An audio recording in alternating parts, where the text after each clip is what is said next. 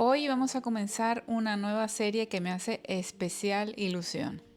Acompáñame hasta el final porque este puede ser el día en que veas a tus padres de otra manera. Mi vida personal ha dado muchos vuelcos en los últimos años y hoy se me ocurrió que quiero utilizar mi historia. Porque qué mejor ejemplo que uno real, para que muchas más personas continúen transitando en la evolución de la conciencia. Llevo varios años grabando intermitentemente capítulos en este espacio, que bauticé, sin saber por qué, con el nombre de Enoré y ahora Enoré Project. Y siempre he compartido ideas, conceptos, teorías que considero súper valiosas para conducir nuestra vida por el lugar que queremos. Pero en verdad siento que aunque he conectado con muchísimos oyentes y que hay gente ahí fuera escuchándome, pues no estoy entregando un contenido que pueda servir a otros para transmutar verdaderamente sus vidas. Y sí, las teorías y los libros son súper importantes, muy importantes, y en el fondo han sido mi canal hacia lo que soy hoy, pero principalmente lo que ha gestado mi vida y mi camino, sin duda alguna, y al 100%, es mi familia. El lugar en que nací, los padres que tengo, mis familiares. Fueron ellos los que, incluso antes de yo nacer, ya estaban programando mi subconsciente. Y así mismo pasó contigo. Así que esta serie va a servir para contar mi historia. No te voy a dar la lata con victimismo ni autocompasión, porque en verdad todo lo que pasé en mi infancia ha sido mi combustible para convertirme en lo que soy ahora y en lo que estoy en camino de ser. Y no me puedo sentir más orgullosa de este camino recorrido. Y además agradezco cada trauma porque todos y cada uno de ellos han traído un enorme aprendizaje y toma de conciencia. Tengo la creencia de que hemos venido a vivir a esta tierra para trascender sombras, crear conciencia y elevarnos juntos. Y no quiero que te olvides de lo que te digo siempre, y es que estamos en un juego. Y la Matrix no nos tiene atrapados. Nosotros hemos venido aquí voluntariamente para experimentar este maravilloso mundo de emociones. Y, por supuesto, también tengo la creencia de que la familia en la que nacemos la elegimos previamente. Yo quiero aprovechar mi historia personal para mostrarte el mecanismo que se activa desde la temprana infancia y que nos hace amoblar la identidad que tenemos y que forjamos y que podemos descodificar una vez que comprendemos su funcionamiento. Obviamente vamos a descodificar las partes que nos perturban y nos hacen vivir de una forma disfuncional. Entonces, bueno, vamos a empezar. Mis padres. Mis padres se conocieron en la Universidad Central de Venezuela en Caracas. Venían los dos de familias humildes y trabajadoras. Y los dos son personas muy distintas. Son polos opuestos en su forma de moverse por la vida. Pero el nexo que los unió fue el entorno, por supuesto, de la universidad, de la escuela de letras y el círculo de amigos en común. Y como suele pasar en las parejas, el chispazo surgió instantáneamente y pienso que fue porque mi madre necesitaba una persona a la que arreglar, a la que componer, porque así podía tener el control, y mi padre necesitaba a alguien que lo tuviera cerca de la tierra, porque él vivía en las nebulosas de Castaneda, de la poesía y de la literatura. Además de que él no hubiera sabido valerse por sí mismo y mi madre le aportaba esa seguridad. Ellos sí vivieron su romance y se amaban profundamente, estaban súper enamorados. Probablemente sería lo que por ahí llaman como un encuentro kármico. Y se casaron, vivían una vida más o menos austera, eran los años 70 y ellos encarnaban la energía de aquellos tiempos de filosofía, música, ideas, revolución. En total tuvieron 3 hijos, yo soy la hermana del medio. Nosotros vivíamos en una casa donde el orden no existía. Yo considero que nunca aprendieron el orden y en mi casa todo era un desorden. Y pronto, más pronto que tarde, me di cuenta de que mis padres no eran nada convencionales. Por ejemplo, yo con 4 años ya me duchaba y me vestía sola. Siempre andaba despeinada, podía vestirme como yo quisiera. Yo no supe lo que era hacer una cama hasta que no fui a las casas de otras personas. Y bueno, mi hermano mayor pronto aprendió a someterme porque no quería compartir a mis padres o a saber por qué. Y yo sobrevivía a su maltrato. Mis padres nunca corrigieron a mi hermano, no sabían poner límites. Mi padre estaba demasiado ocupado en su mundo interior y su sentimiento de superioridad, importancia y ser una víctima de un mundo que no lo valoraba.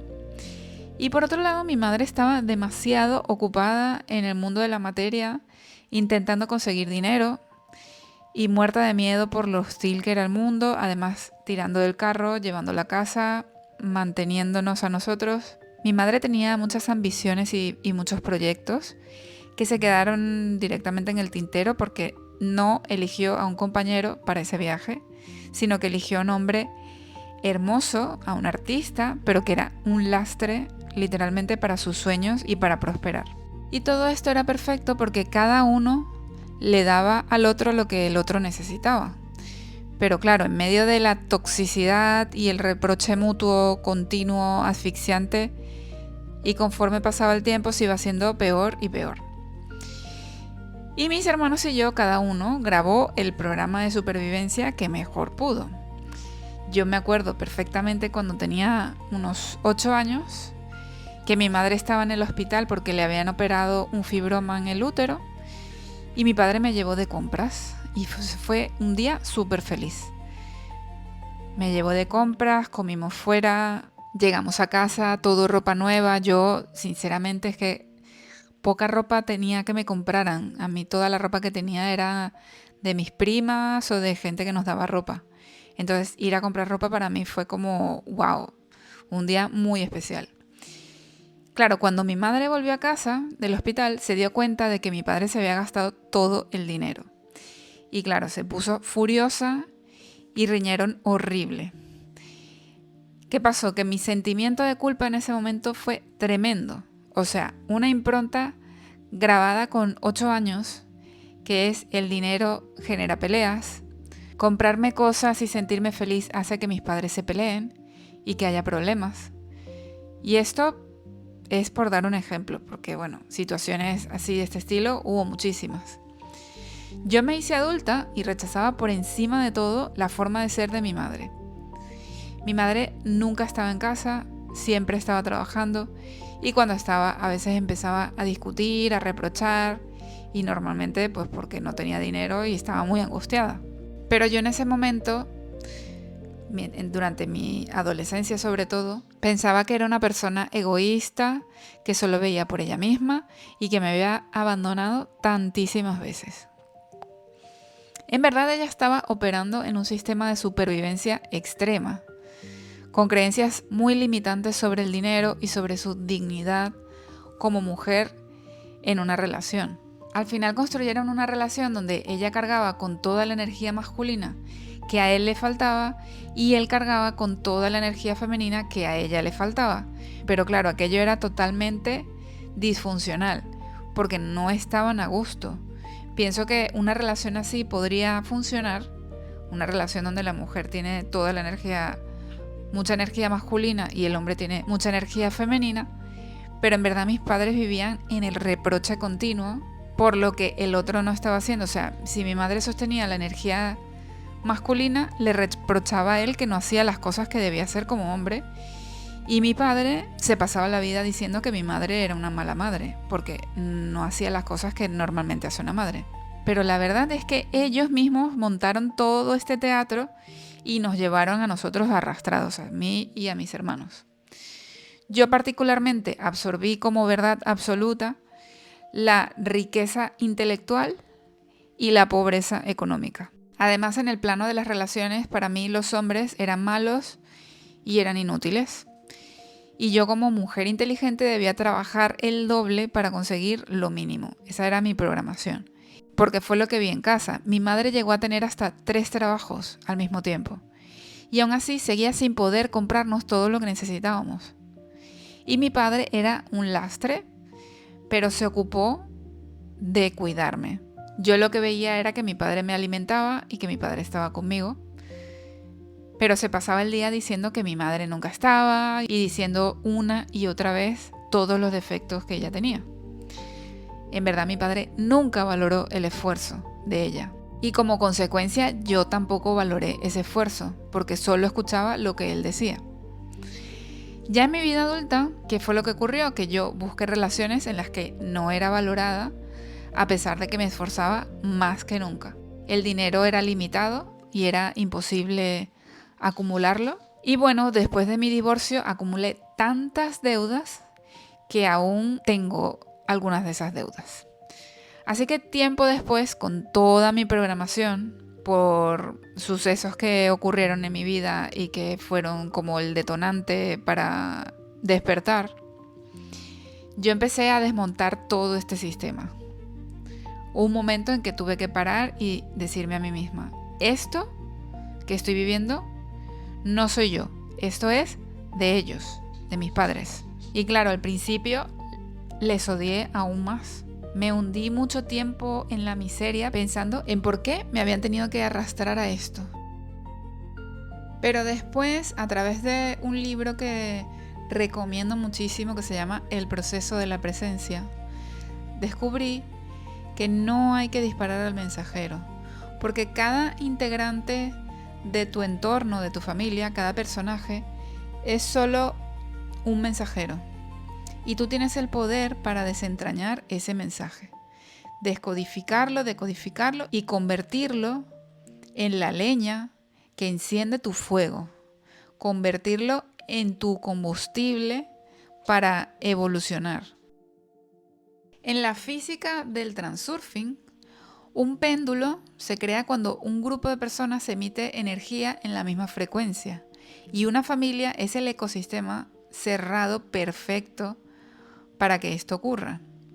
Cuando en un hogar se repiten durante años patrones de queja, control, silencios castigadores, violencia sutil, la pasivo-agresividad o dinámicas de víctima-verdugo, se genera un egregor o un péndulo energético autónomo. Este péndulo adquiere su propio instinto de supervivencia. Como es una estructura energética inconsciente, el péndulo no tiene moral. El péndulo no quiere que tu familia sea feliz. El péndulo quiere que tu familia sobreviva en el conflicto, porque esa es la única frecuencia en la que el péndulo se puede alimentar. La paz, la armonía, la soberanía matan al péndulo de hambre. Y para garantizar su suministro de energía, el péndulo asigna guiones y roles automáticos a cada miembro de la familia desde la infancia. Está el que genera la culpa, o sea, el verdugo. El que absorbe la culpa, o sea, la víctima. El que intenta arreglarlo todo, que es el salvador. Este es el triángulo, ¿vale? El triángulo del que habla el proceso de la presencia, el libro que te he comentado antes, es este. El triángulo es el verdugo, la víctima y el salvador. Siempre que estés dentro de ese triángulo, estás alimentando al péndulo. Y luego está un cuarto personaje que es el que rompe el molde, o sea, la oveja negra, que seguramente serás tú en el momento en el que intentas o clarificas el hecho de que no quieres pertenecer más a ese triángulo. Cuando tú creces dentro de este sistema, crees que las discusiones en la cena o que los reproches de tu madre o de tu padre son problemas de carácter, pero no lo son. Estas conductas son activaciones del péndulo. El péndulo usa las cuerdas vocales y las heridas de tus padres como terminales para lanzar un pulso electromagnético y ver si tú reaccionas. Pero ¿cómo te roba la energía el péndulo familiar de una forma tan fácil? Porque conoce cuáles son tus botones de importancia interna a la perfección. Sabe exactamente qué frase, qué mirada, qué silencio activa en ti la necesidad de justificarte o defenderte, sentirte culpable, intentar salvarlos o cambiarlos o explotar en rabia. En el momento en el que tú muerdes el anzuelo y entras en cualquiera de estas reacciones emocionales, abres el grifo. Tu energía vital empieza a salir disparada directo a la estructura del péndulo. Por eso, tras una tarde con una familia disfuncional, puede ser tu familia o la familia de tu pareja, terminas físicamente agotada, con dolor de cabeza o con los canales energéticos completamente contraídos, porque te han vaciado entera tu energía. El mayor peligro del péndulo familiar es que disfraza la sumisión como si fuera respeto. Te programa para creer que si dejas de participar en el drama, si decides ser feliz o si prosperas económicamente cuando ellos fracasaron, los estás traicionando. Y esto es un mecanismo de retención, porque el péndulo está creando una crisis, un reproche, una enfermedad ficticia, un drama de última hora, para arrastrar a la marioneta que está intentando escapar del tablero del juego. Cuando entiendes esto, el enemigo literalmente desaparece. Tus padres dejan de ser los culpables de tu trauma y pasan a ser las primeras víctimas del péndulo, o por lo menos las primeras que tú conoces, porque también están tus abuelos, tus bisabuelos, etcétera, etcétera. Tus padres pasan a ser marionetas gastadas que llevan ejecutando un software heredado muchísimo antes de que tú nacieras. No puedes cambiar el péndulo porque no puedes destruirlo luchando contra él. Solo puedes volverte incompatible con su frecuencia a través del vacío. Y sí, a mis padres les guardé rencor durante años, sobre todo a mi madre. El rencor que le tenía a mi padre estaba encubierto porque yo sentía que él me daba amor, porque con solo su presencia, porque él siempre estaba. Tampoco es que fuese un padre muy amoroso, pero a mí su presencia llenó otros vacíos. Pero en verdad su comportamiento era súper manipulador. Y sí, todo esto existió, pero hubo un periodo más o menos largo, que no fue de hoy para mañana, un periodo de capas y capas y capas de perdón. Y no es un perdón de, bueno, me hiciste algo, papá, y te perdono. No, el perdón no se trata de ahora te perdono. El perdón se trata de tomar conciencia de que eso que pasó, ese sistema y ese péndulo tenían una forma y una sustancia y un detonante. Cuando te pones en el lugar del observador, cuando sales al vacío, eres capaz de contemplar desde cierta distancia ese triángulo de víctima, verdugo y salvador. Cuando sales de ese triángulo, todo se desmonta.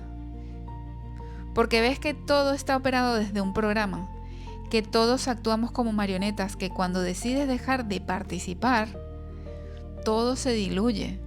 Ellos siguen actuando, pero tú ya te das cuenta de que es como un guión. Y el péndulo familiar deja de robarte en ese momento toda tu energía.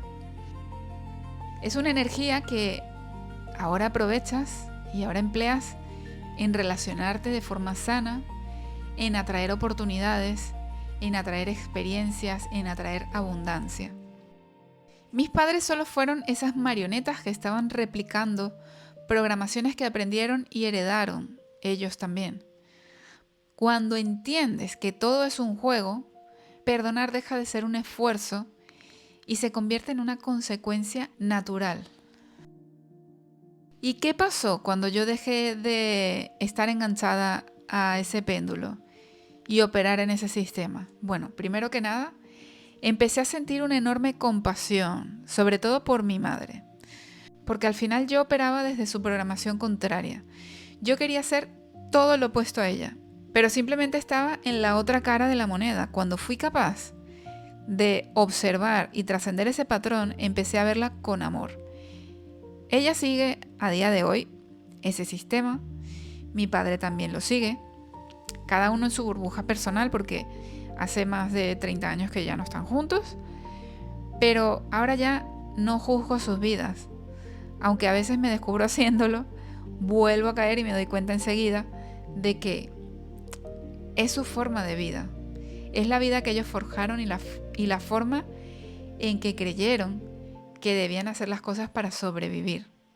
A día de hoy, mi relación con mis padres es muy cercana. Mis hermanos no podrían decir lo mismo, porque ellos también tienen su propio camino y su propio proceso. Y mi vida cambió mucho después de desprenderme de ese péndulo, porque aunque ya no era la niña que estaba en medio de sus discusiones, ese péndulo sobrevive en tu vida adulta y lo traes a tus relaciones y a tu vida y a la forma en que crías a tus hijos y a la forma en que te relacionas. Así que hoy te invito a mirar a tu linaje sin miedo, porque es un camino en el que vas a descubrir quién realmente eres, que no eres la historia que viviste, que tus padres tampoco son lo que en tu mente se codificó como esos personajes. Vas a poder conectar en verdad con su alma y en verdad te digo que no hay mayor regalo. Me gustaría también advertirte que en el camino de sanar al linaje también puedes conectar con los péndulos espirituales. No te dejes engañar. No hagas de tu historia y de tu proceso de sanación tu bandera. Porque esto es un trabajo tuyo que tiene un principio y tiene un final.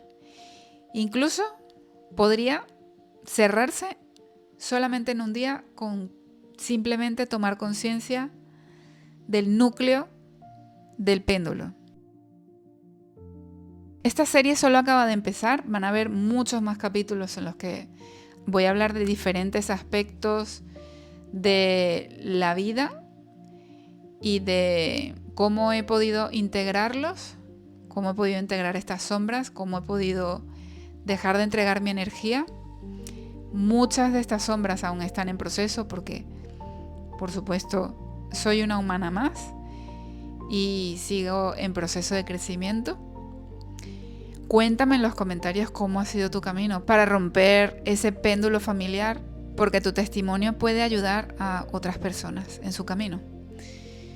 Vive tu día a día en gratitud por la vida que elegiste, por los retos, por los milagros, por los regalos, por los obstáculos, por todo lo que te dieron tus padres y tus familiares.